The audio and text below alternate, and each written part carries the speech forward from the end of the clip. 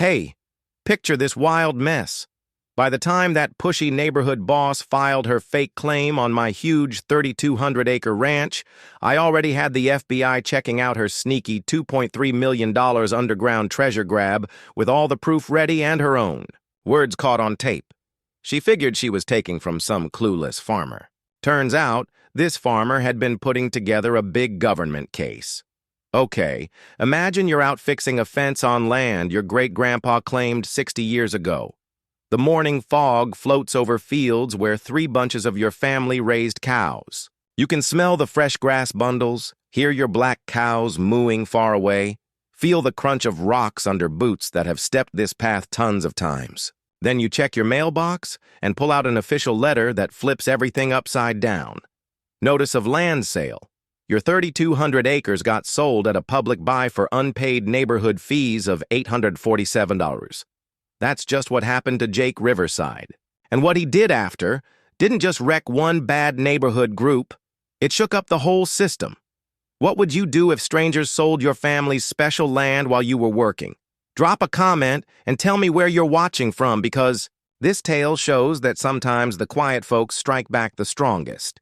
Jake Riverside, 52 years old, third bunch cattle rancher, had rough hands that showed years of real work. His great-grandpa had claimed this land back in 1960 when you could grab your share of the American dream with hard sweat, fair share, and grit.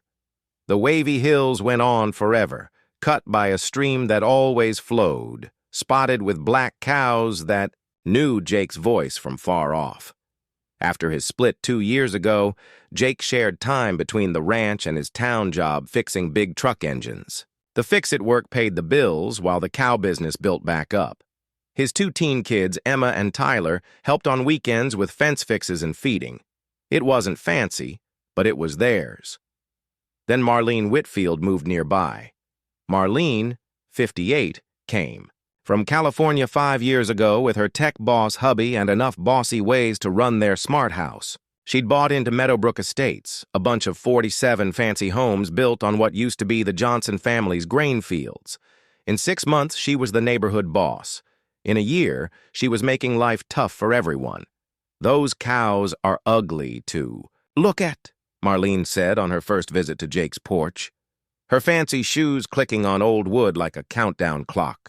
Her strong smell hit Jake like a bad spray, clashing with the real scent of grass and animals. House prices in our area depend on keeping things nice. Jake held the leather book of land papers his grandpa gave him, feeling its usual heaviness, in his work-tough hands.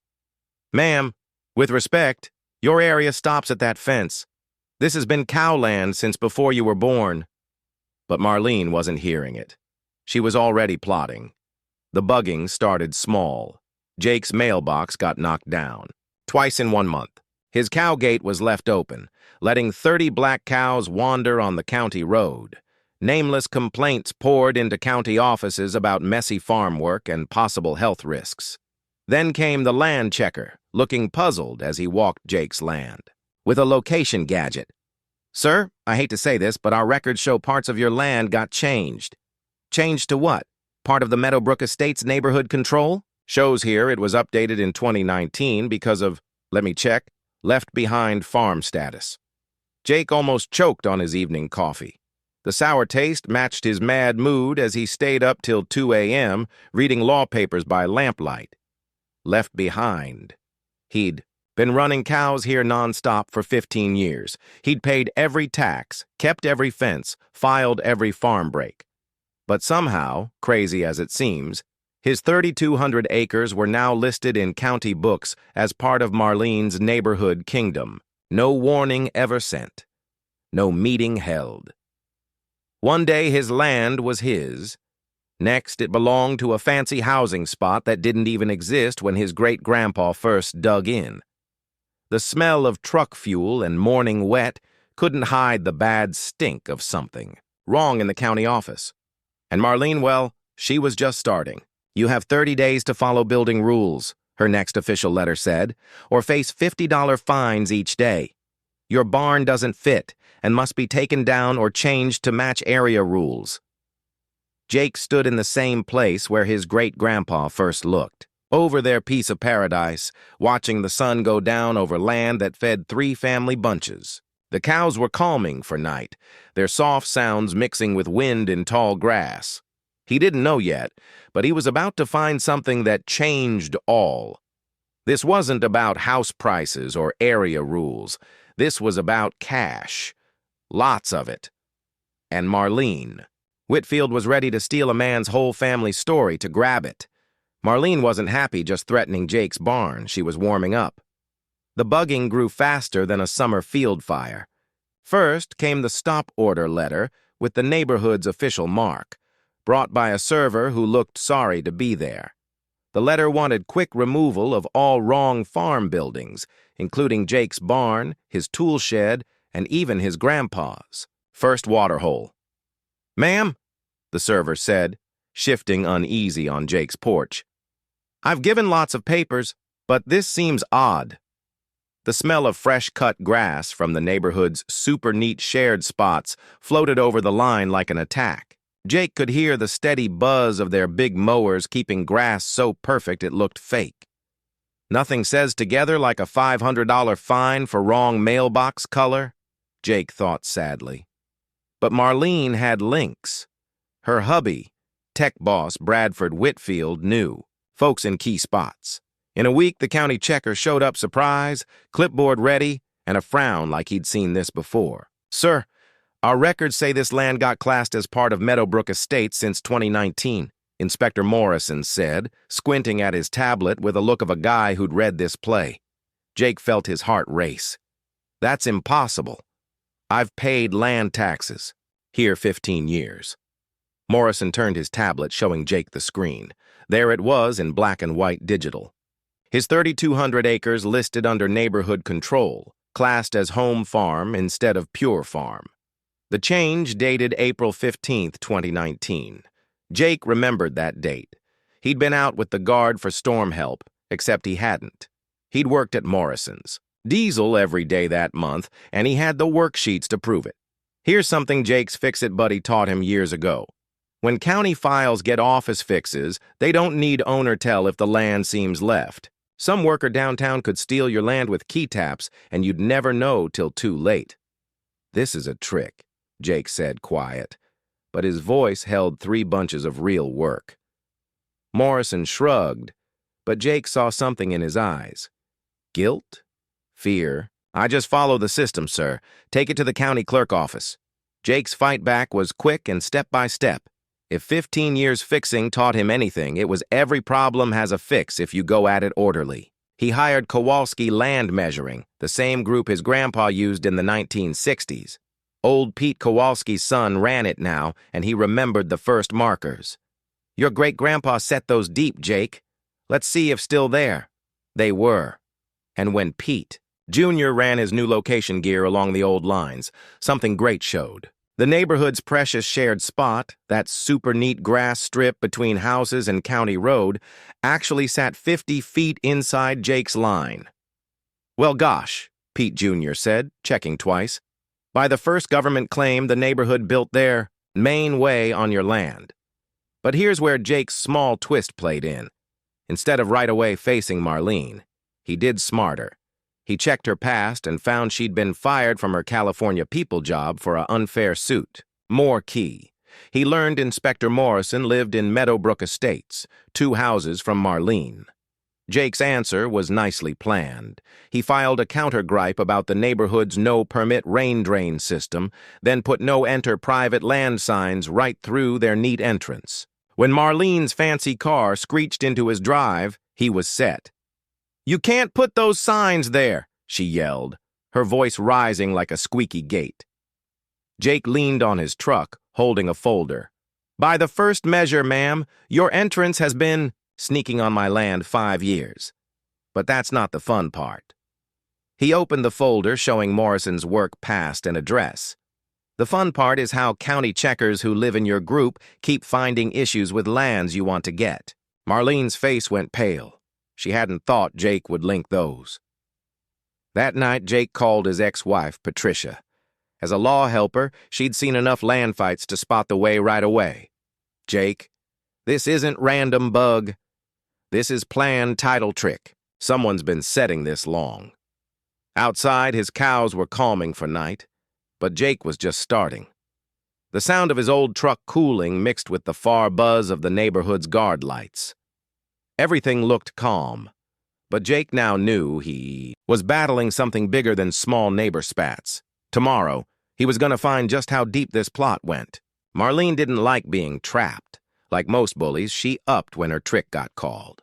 In 48 hours of Jake's line find, the neighborhood board, all 5 picked by Marlene, held an emergency meet to fix the ongoing breaks at 47250 County Road. 18. That was Jake's spot, and he wasn't asked to defend. The meet notes, which Jake got through public ask, read like a hit list. $50 per day for wrong farm buildings. Another $50 for not keeping approved grass rules. Somehow his cows became wrong animals with daily fines till gone. The numbers were huge. $12,000 in back fees from 2019 plus growing daily hits. Jake's ex-wife, Patricia, smart as ever, spotted the real trap fast. They're not trying to get money, Jake. They're making a debt big enough for home take. The smell of law papers and worry filled Jake's kitchen as he spread docs on his grandpa's old wood table. Every bill, every tax pay, every farm proof for 15 years. If they wanted paper fight, he'd give one. But Marlene wasn't done using links. Her next step was pure bad. She got the county to class Jake's cows as bother animals needing special okay. Suddenly, the animals that grazed here for years were wrong. Jake's answer was to hire Sarah Bennett, the smartest house law expert in 100 miles. Sarah grew up on a farm before law school, so she got both farming and law fights. Her first step was smart. She asked for full title passed back to the first. Claim. Jake, Sarah said, her voice tight with held mad as she checked docs. Someone's been busy in the clerk office. Your land wasn't just by mistake added to neighborhood books. It was picked on purpose. The big proof was hiding obvious. The office fix that moved Jake's land was signed by Deputy Clerk Rebecca Torres. Sarah's check showed Torres lived at 1247 Meadowbrook Lane, 3 houses from Marlene. The fix was done April 15, 2019, the day Torres back from trip in Cabo San Lucas. A trip that, by online posts, she took with Marlene Whitfield. Jake remembered. His grandpa's saying, when fixing an engine, follow the links. Everything ties to something. Same for bad stuff. You just need to know where to look. But here's where Jake's fix-it brain helped. He started recording all with the careful way of a guy who'd spent years finding hard issues. Every talk taped, legal in his state, every meet photoed, every mail listed with times. His big break came from surprise. Betty Morrison, an 83-year-old widow whose land backed Jake's east side. Betty had fought her own neighborhood battle over her late hubby's work shed, which Marlene said broke build rules even though okayed for 30 years. They tried same with Pete Kowalski's horse field, Betty told Jake over coffee at Murphy's Eatery. Her old hands steadied despite age. Same way, same clerk, same mystery, fixes in county files. The taste of Murphy's burnt coffee couldn't hide the sour truth. This wasn't random bug. This was planned work targeting country lands next to Meadowbrook. Estates. Jake had tripped into something making his issues look small. Sarah's title hunt showed the full size. 3 other lands totaling near 800 acres got office fixed into neighborhood control between 2019 and 2021. All when owners were away short or busy with personal mess, all signed by Rebecca Torres. All lands valuable for building or key for housing. Grow. The small twist that changed all came when Sarah found the neighborhood's money records were public. As Jake looked over number sheets late one night, the sound of his old printer fighting page after page of proof, one item popped. Law help fees, $847,000 over 3 years. $847,000 in law fees for 47 homes. That was near $18,000 per house per year, enough for a good truck. But the really bad detail was the getter, Whitfield and Associates Law Services, owned by Bradford Whitfield's brother-in-law. Jake leaned back in his chair, hearing the far sound of his cows calming for night, and smiled first time in weeks. Marlene hadn't just been stealing land. She'd been sending neighborhood cash to family while making law messes to explain the fees. Tomorrow, he was going to start linking all dots. And when done, Marlene was going to wish she'd never heard of Jake Riverside. Marlene's next step showed she was freaking. Worried folks make dumb errors, and Marlene was about to make a big one.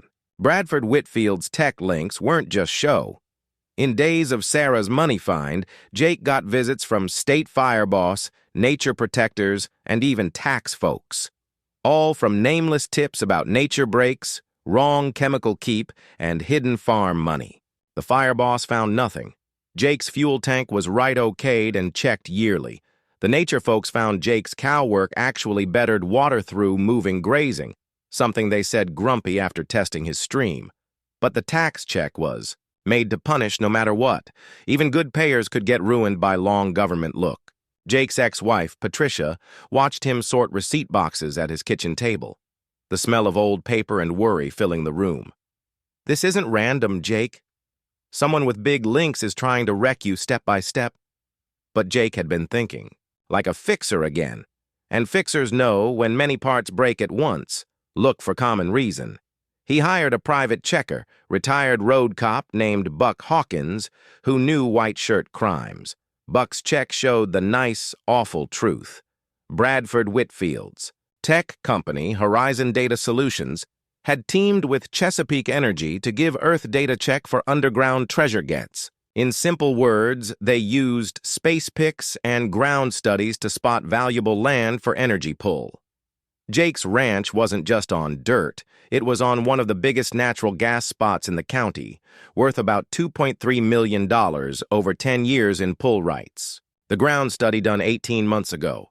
The planned bug of Jake started 6 months later. They weren't trying to steal your land, Buck explained, his rough voice holding 30 years cop weight. They were trying to steal your underground rights, get the land through neighborhood take, then rent the gas rights to Chesapeake.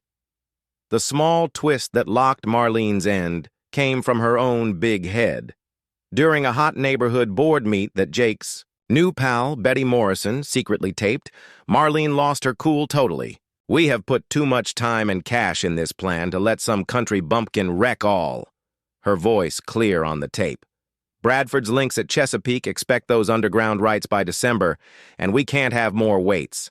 Betty Morrison, all 83 years of right mad, had taped the whole 40-minute meet on her grandkid's phone. Marlene had just admitted to plot, underground trick, and used words showing her real wants weren't about house prices. They were about pure want. But Jake's real step forward came when Sarah found something that changed the whole law field. Jake's great-grandpa's first claim included government no-grab guards that were still law. Any try to trick get-claim land for business build broke not just state law, but government law. "Jake," Sarah said, her voice tight with thrill as she spread the 1960s docs on his kitchen table. "This isn't just trick anymore. This is a government case. The FBI takes claim breaks very serious." The taste of real hope mixed with his morning coffee as Jake read his great-grandpa's paper. The old guy had been smarter than thought, making sure the land stayed family and couldn't be used by grabbers. 3 bunches later, those guards were about to save the ranch.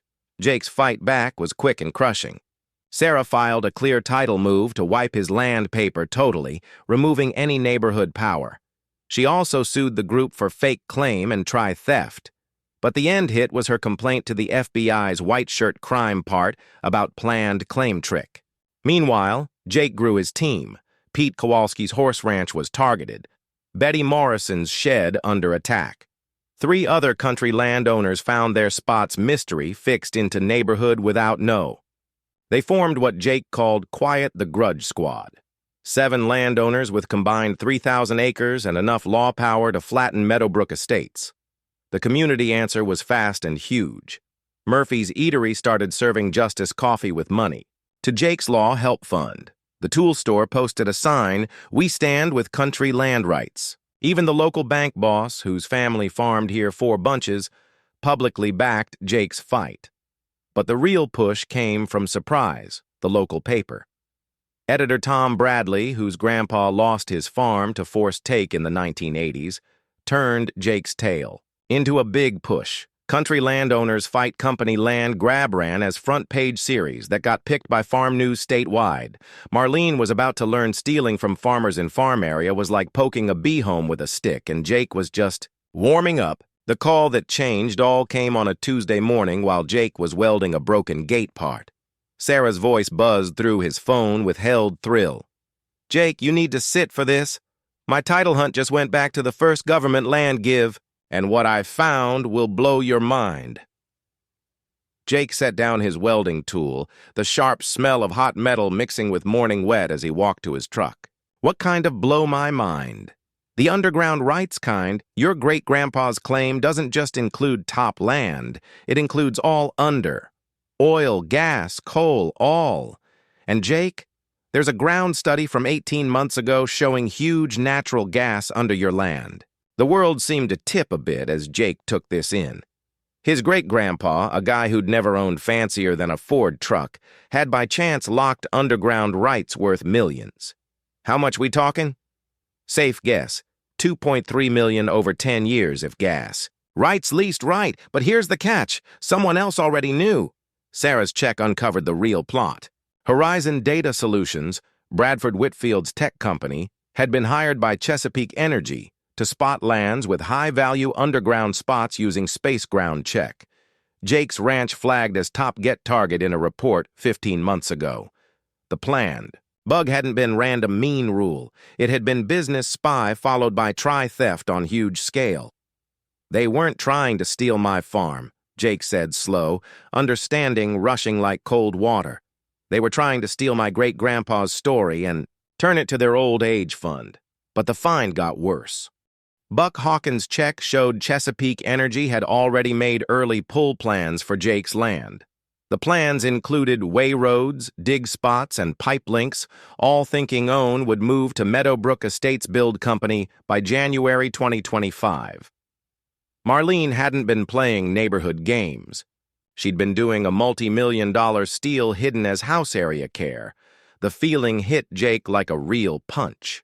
For months, he'd thought fighting small office folks over build rules and lines. Instead, he'd been guarding his family's future against company thieves who saw his great-grandpa's heart as just business chance. Sarah's voice softened as she gave the last piece. "Jake, there's more. The government no-grab parts in your first claim aren't just guard, they're punish. Anyone who tries trick get claim land for business faces government court and 3 times. Hurt pay. 3 times hurt. That meant Marlene and her plotters could owe Jake 3 times what they tried steal. 3 times 2.3 million was near 7 million in possible get-back. Jake sat in his truck, hearing his cows move through the field his great-grandpa cleared by hand 60 years ago. The old man had probably never thought the worthless rocks under his farm would someday be worth more than the farm. But somehow, with smart from surviving hard times, he'd guard it all. "Sarah," Jake said quiet, "I want every one of these bad folks court to full government law, not for cash. For every farmer who's lost land to plans like this. The taste of right mad was better than coffee," Marlene thought, stealing from some clueless country boy who wouldn't fight. Instead, she'd picked fight with 3 bunches of American. Grit, backed by government law and underground rights worth enough to buy half the county. Jake's great-grandpa always said the land would care for the family if the family cared for the land. 60 years later, the old guy was still keeping promises. Now time to make Marlene pay for thinking less of both. Sarah Bennett's law office became Fight Central, and Jake learned law war needed the same stepway as rebuilding a big engine, except instead of parts and tools, they were gathering proof and pals. "First, we clear your title fully," Sarah explained, spreading docs on her meat table like a leader planning takeover. "Clear title move removes any cloud on your own. Second, we sue the group for fake claim and try theft. Third, we file government charges for claim trick." But Sarah's real smart was bringing help. She contacted Maria Santos, a rights lawyer who knew house unfair cases. Maria looked at Marlene's recorded words about keeping area rules and wrong folks and saw a way of targeting country landowners based on class and lifeway. "This isn't just land trick," Maria said, her voice holding the fire of someone who'd fought company bullies her whole job. "This is planned unfair hidden as area better." Jake's job was recording hurts with the careful of a fixer's notebook. Every law cost, every lost workday, every fix needed from break. The numbers were huge. $43,000 in straight costs, plus lost farm money and land betters he couldn't do while fighting law battles. But the real weapon was Buck Hawkins' money check work. The retired cop had skill for following cash paths, and the group's books told a tale of bad that would make a leader red. "They've been planned stealing this group for 3 years," Buck reported, his old hands pointing to number entries that added to big theft. Law fees to Bradford's brother-in-law, help deals to fake companies owned by Marlene's family, care deals at 3 times normal to companies that hardly are. The most bad find was a bunch of emails Buck got through his cop links. Marlene and Bradford had been planning the underground get for over 2 years, carefully checking which lands to target and how to make law reasons for home take. Meanwhile, Jake was building his team of country fight. Pete Kowalski brought his horse ranch issues to the group. Betty Morrison gave her secret tapes of group meets. 3 other targeted landowners joined the suit as co-fighters, turning single bug into a class plot case. The community back was huge. Jake's old boss at Morrison's Diesel started a law guard fund that raised $12,000 in 2 weeks. The local farmers group voted all yes to give expert talkers about farm ways. Even the church, where Jake's family went for 3 bunches, offered their meet hall for plan sessions. Sarah ran all with Army careful. She filed the clear title on Monday, the trick suit on Wednesday, and the government complaint on Friday. By next Monday, Marlene faced law attacks on 4 sides at once. Jake's own. Prep was just his step. He took short leave from fixed job to focus full on law fight. His kids, Emma and Tyler, moved back to ranch full to help with cow work. Even his ex-wife, Patricia, despite their mixed past, gave law help support during night plan meets. The mind war was Sarah's idea. Instead of hiding from news looks, they took it. Tom Bradley's paper series caught eyes of farm news statewide. Sarah set talks that painted Jake as sign of country land rights under company attack. "Every time Marlene sees your face in paper," Sarah explained, "she's reminded this won't go quiet. Company bullies count on victims staying quiet and alone. But Jake's fave part of prep was the guard upgrades. Buck Hawkins helped set a watch system that would make FBI proud. Every bit of Jake's land now watched by cameras that sent straight to online save. If Marlene wanted to up to break, she'd hand them video proof for government court." The smell of fresh coffee and grit filled Sarah's meat room during final plan session. Maps covered walls showing landlines, underground checks, and group borders, proof boxes stacked high. Phone records, money docs, and email prints made a paper path straight to Marlene's plot. "Jake," Sarah said, checking their timeline last. "In 60 days, we're showing this to a government judge. All must be perfect." Jake leaned back, thinking of his great-grandpa clearing this land with just grit and strong back. The old guy had faced hard times, dry spells, and money falls. Marlene. Whitfield was just another block to beat. "Sarah," Jake said, his voice holding 3 bunches of stubborn will. "We're not just showing this case. We're gonna wreck them so full that no group will ever try this scam again." The taste of fair was sweeter than honey, and Jake was ready to give it. Trapped animals are risky, and Marlene Whitfield was about to show how mean a fancy area hunter could be when her $1 million plan started falling. The break started quiet. Jake's cow water spots, which gave clean drink for years, suddenly full of engine oil. 30 black cows stood around dirty water, puzzled and thirsty, while Jake worked fast to clean systems and give emergency water.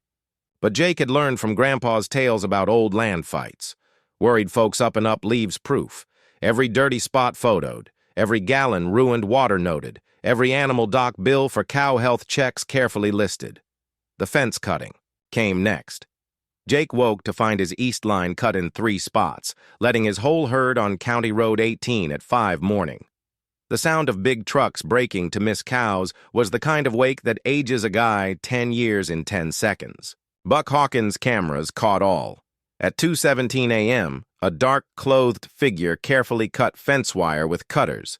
The figure moved with plan, knew exact where to cut for max mess, and careful to miss main watch spots. Almost like someone studied the ranch map lots. Jake spent 6 hours gathering cows with help from near ranchers, the smell of truck smoke and road dust mixing with his growing mad, but his fix-it mind already working. The breaker missed the obvious camera spots, but didn't. Think of wildlife cameras Jake used for stream crosses. When Buck checked wildlife video, they hit gold.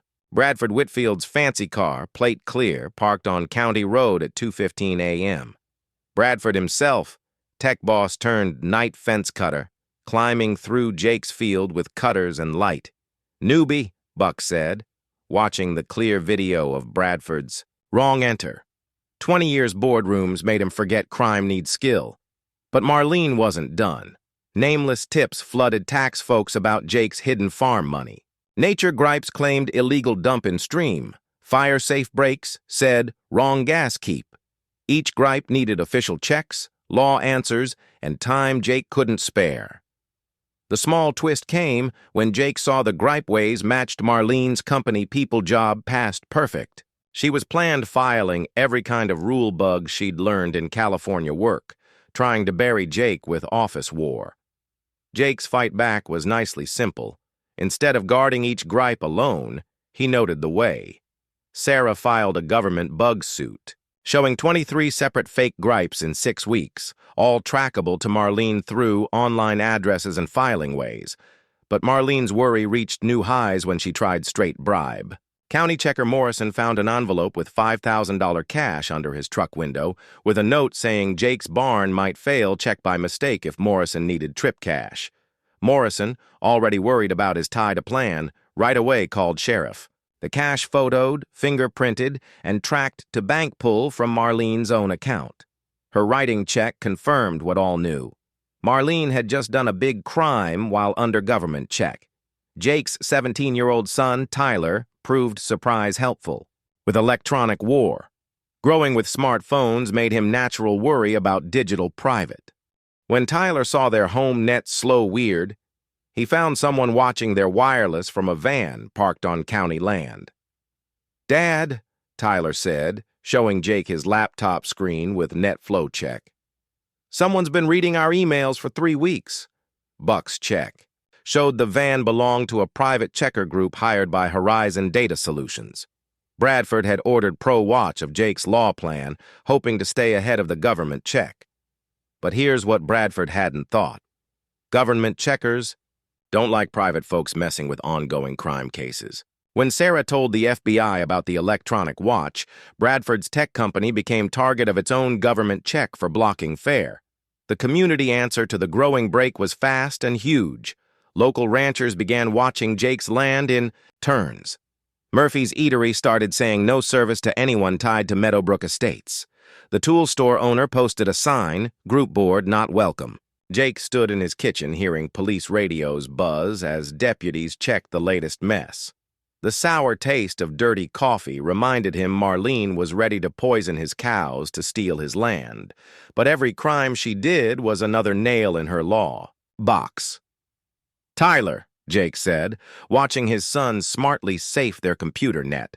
"Your great-great-grandpa never thought his land would be guarded with digital checks." Tyler grinned. "Different fight, same bad guys, Dad. Folks who think they can take what's not theirs." Outside, Jake's cows were calming into Nightway, protected, now by cameras, neighbors, and full eyes of government law folks. Marlene had upped herself straight into government jail. When Body Break failed, Marlene turned to mind war with the mien of someone who'd spent years wrecking jobs in company people spots.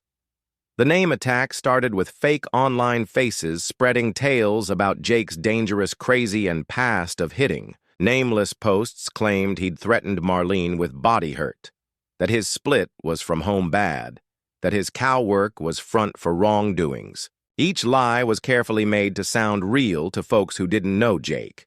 But Marlene had thought less of small-town loyal. In hours of first fake post, Jake's ex-wife Patricia put a public online answer that burned the ground under Marlene's lies. I've known Jake Riverside for 22 years, married him for 15, and split for reasons nothing to do with his ways. Patricia wrote, "He's one of the most honest, hard-working guys I've known. Anyone spreading lies about him is wrong or mean, and I think the second." The post got 300 likes and 47 shares first day. Jake's engine fix customers, cow buyers, and 3 bunches of neighbors rallied with stories painting him as what he was, a good man guarding his family story against company thieves. Sarah noted every fake face, every wrong post, every try at online bad name.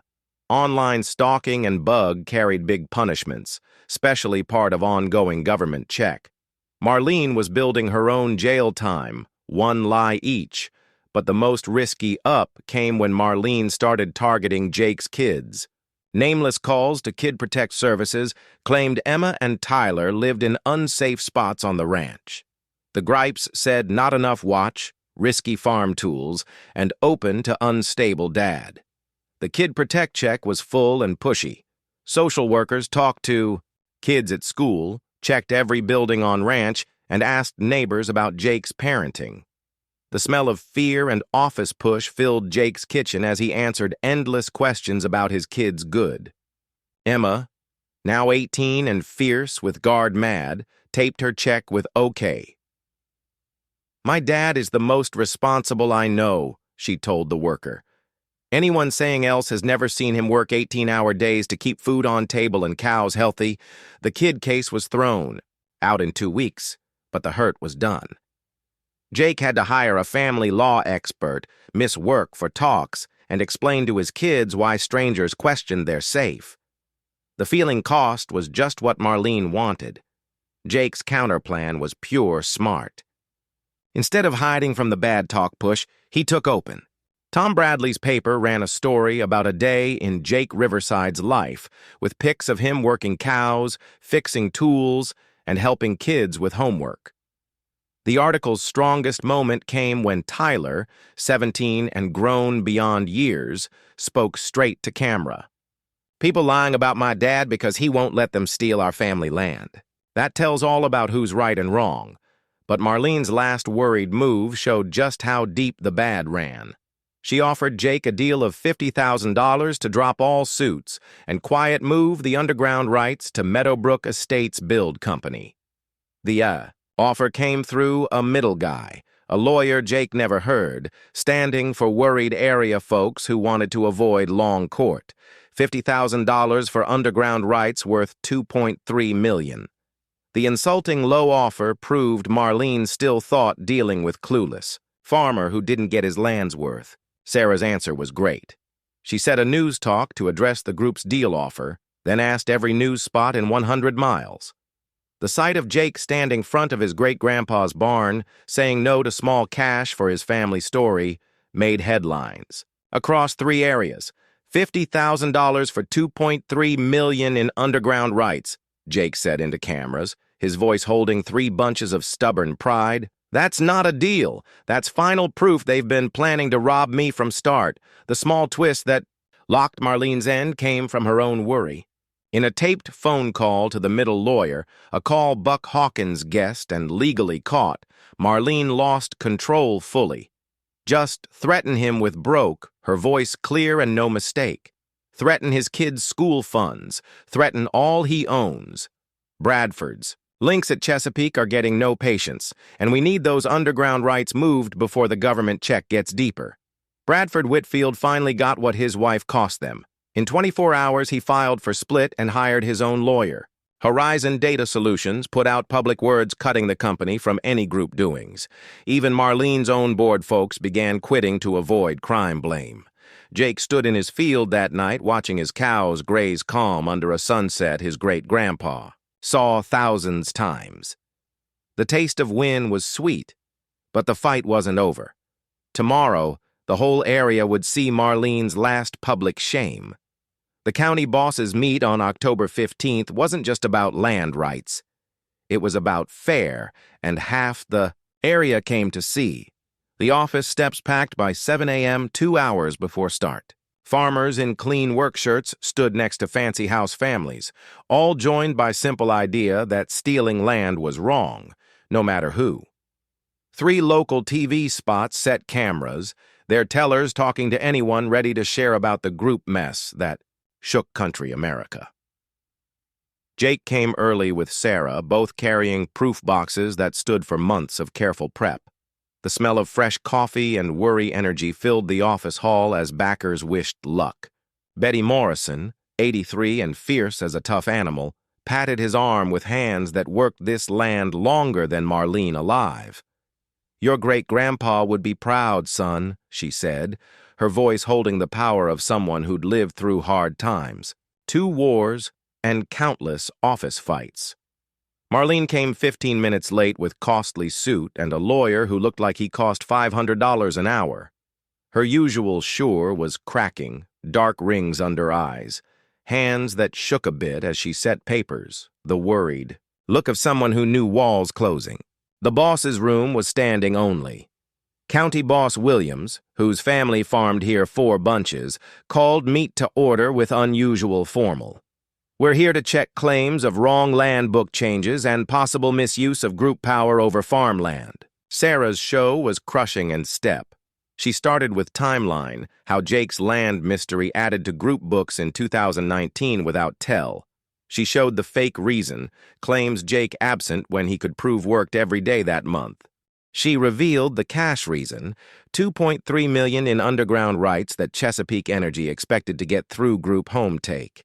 "This wasn't small neighbor bug," Sarah told the full room, her voice reaching back rows where farmers stood arms crossed. This was business theft, hidden as area better. The crowd grumbled mad as Sarah showed Bradford's watch records, the dirty water spots, the cut fences, the try-bribe. Every crime noted with pics, cop reports, and times that painted a pic of planned crime plot. But the moment that broke Marlene came when Sarah played the sound tape of Marlene's talk with the middle lawyer, her own voice, clear and no mistake, admitting the whole plot to steal Jake's underground rights for Chesapeake Energy. "Just threaten him with broke. Threaten his kids' school funds. We need those underground rights moved before the government check gets deeper." The quiet in the room was loud. 200 folks heard Marlene admit to force, plot, and try theft of a family whole story. Several bosses looked sick.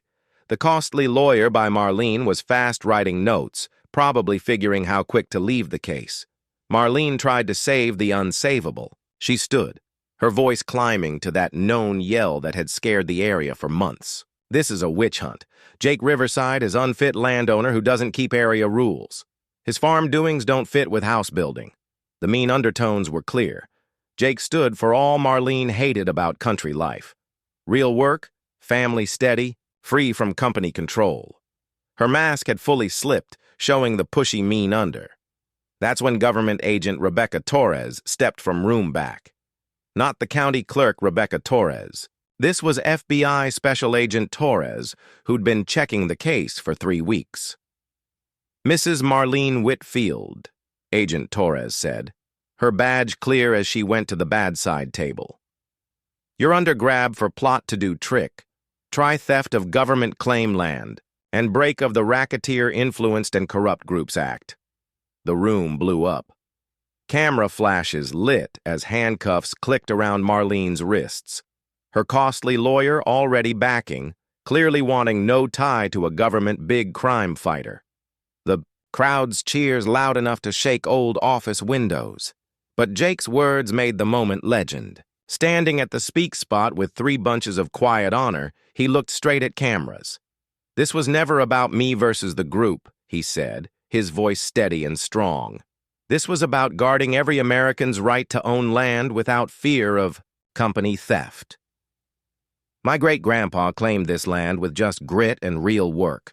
Today, those same values won against want and bad. The standing cheers lasted 3 full minutes. Boss Williams called for order, but even he wiped eyes. Outside, car horns honked in cheer.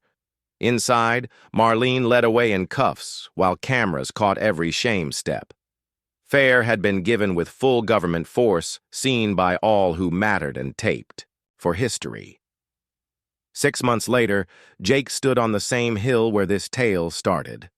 But all changed for better. The law end was quick and full. Marlene said guilty to government plot charges and got 18 months in government jail plus 3 years watched free. Bradford's split was done with him losing half stuff to pay back. The bad county clerk, Rebecca Torres, was fired and faced her own crime charges for faking public records. More key, the county started the Riverside Way, new rules needing official mail tell to all landowners before any book changes, plus must 30-day fight time. Sarah Bennett was picked to the county's new land rights check board, making sure no family faced what Jake did. The money outcome beat all hopes. The group ordered to pay Jake $347,000 in hurts, law costs, and punish awards. Chesapeake Energy, shamed by mess, offered Jake a real underground rights rent worth $2.8 million over 15 years, more than the first trick plan would have got the plotters. But Jake's real win was what he did with that cash. He started the Claim Story Group, giving free law help to country landowners facing company bug. The group's first case helped a Nebraska farmer beat an energy company trying to claim his water rights through forced take abuse. Every country family deserves what my great-grandpa gave me, Jake told the group's board, meeting in the same office where Marlene grabbed. The right to own land without fear of theft by folks with better lawyers. The personal heel was just as big. Jake's tie with his ex-wife, Patricia, got way better through their shared hard.